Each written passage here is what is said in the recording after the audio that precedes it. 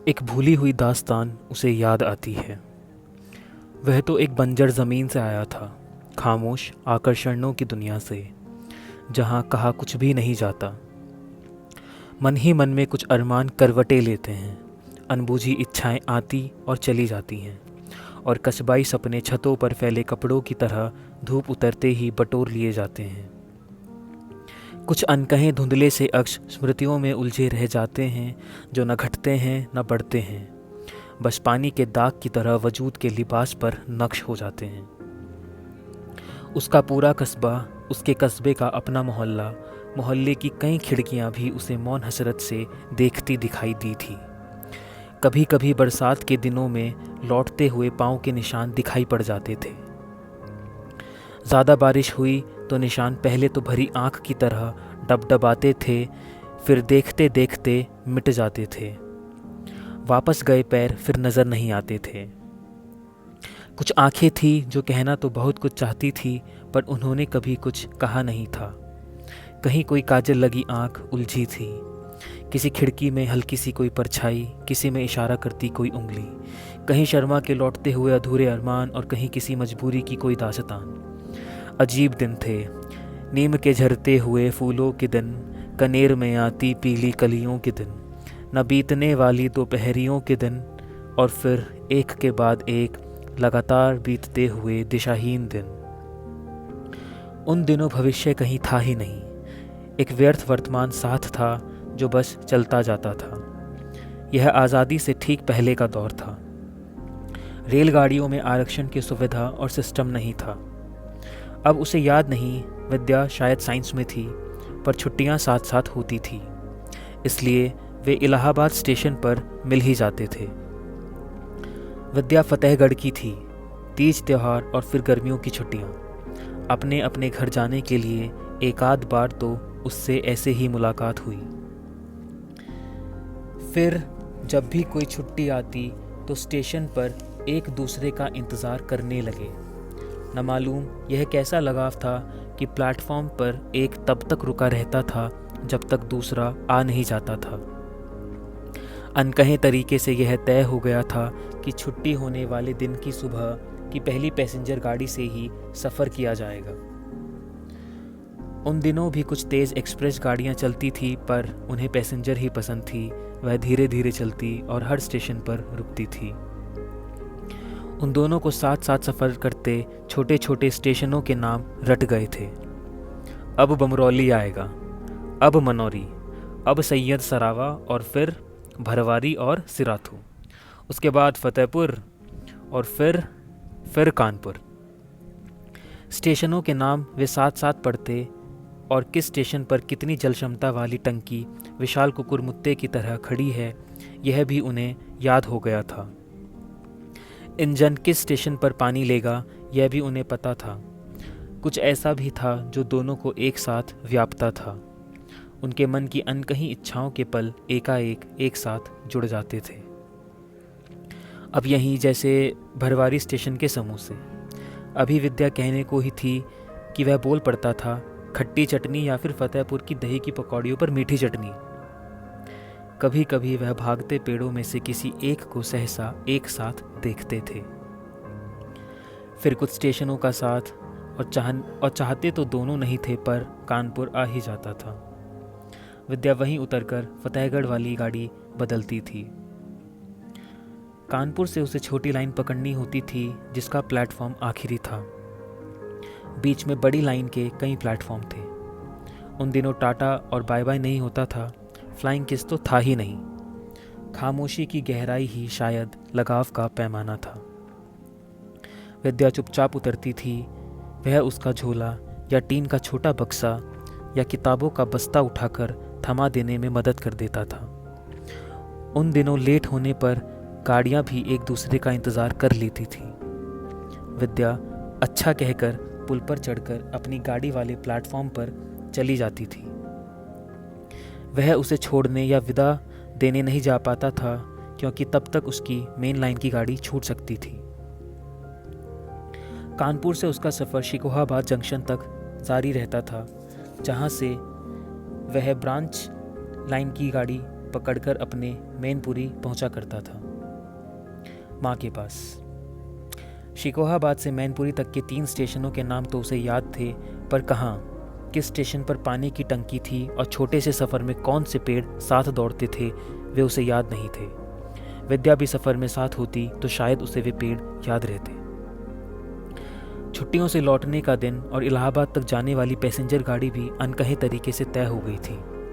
वह लौटते समय कानपुर तक मेन लाइन की गाड़ी से आता था, लेकिन कानपुर से पैसेंजर ही पकड़ता था। छोटी लाइन से आकर विद्या उसे प्रतीक्षा करती मिलती थी। मिलना, प्रतीक्षा और साथ साथ सफ़र करना, यह 2 साल चलता रहा। फिर वह वर्ष भी आया। गर्मी की लंबी छुट्टियां हुई। वही इलाहाबाद स्टेशन, वही पैसेंजर गाड़ी, लेकिन इस बार स्टेशनों का नज़ारा कुछ बदला हुआ था। गाड़ी में चढ़ने वाले मुसाफिर औसत से ज़्यादा खामोश थे। सैयद सरावा स्टेशन पर सब स्टेशनों से ज़्यादा भीड़ मिली।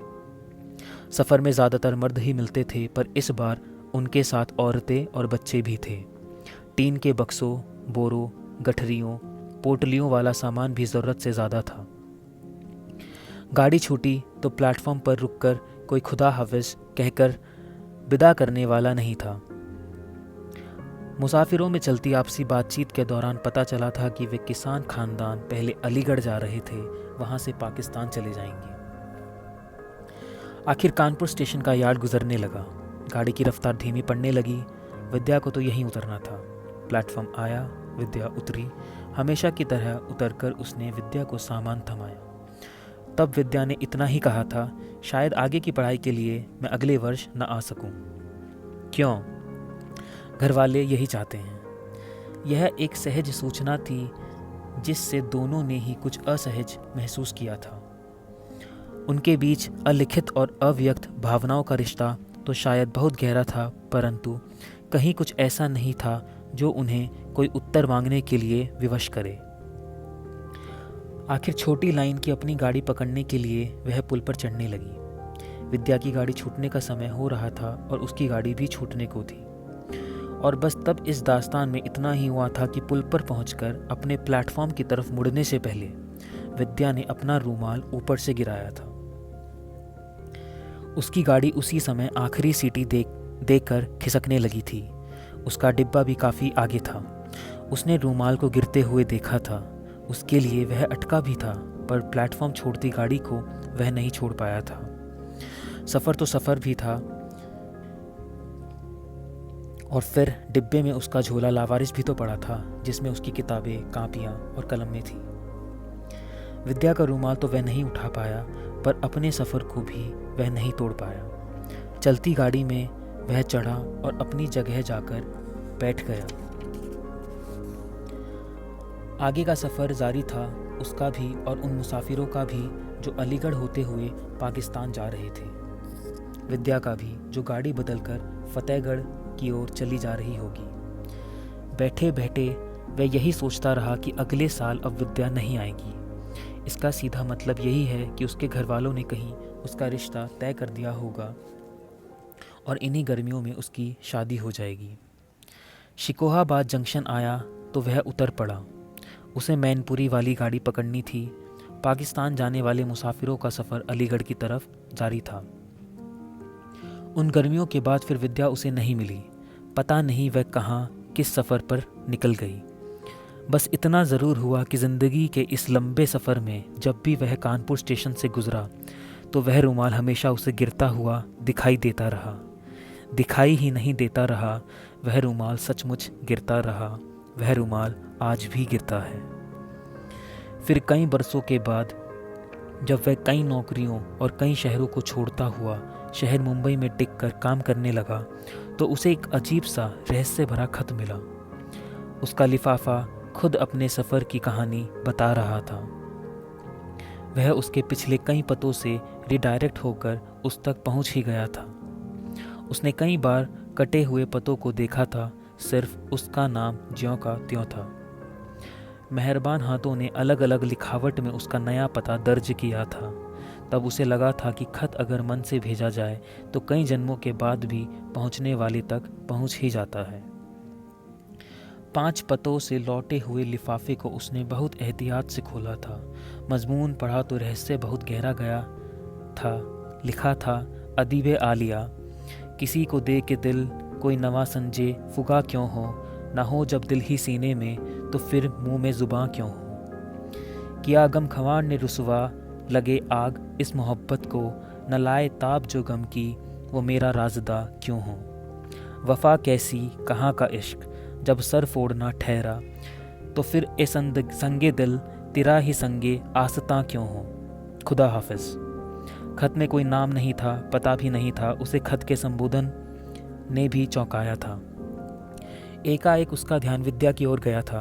मजमून में बात की जो अनुगूंज थी वह उसकी हो सकती थी, और फिर अदीब आलिया वाला संबोधन, शायद वह उसकी ज़िंदगी की खोज खबर लेती रही हो। अंदाज से उसने पहला खत लिखा हो कि शायद खत पहुंच जाए। फिर तो पते मेहरबानों ने बदले थे। लेकिन सबसे ज़्यादा हैरत में डालने वाली बात तो यह थी कि विद्या तो साइंस की विद्यार्थी थी, उसे हिंदी तो फिर भी आती थी, लेकिन उर्दू का तो एक हर्फ भी नहीं आता था। और फिर अंत में खुदा हाफिज़। नहीं, यह विद्या तो हो ही नहीं सकती थी, यह और कोई भी हो, विद्या नहीं हो सकती। और तब यह दास्तान और ज़्यादा रहस्यमय बन गई थी, आश्चर्यजनक और अजीबोगरीब। हुआ यह था कि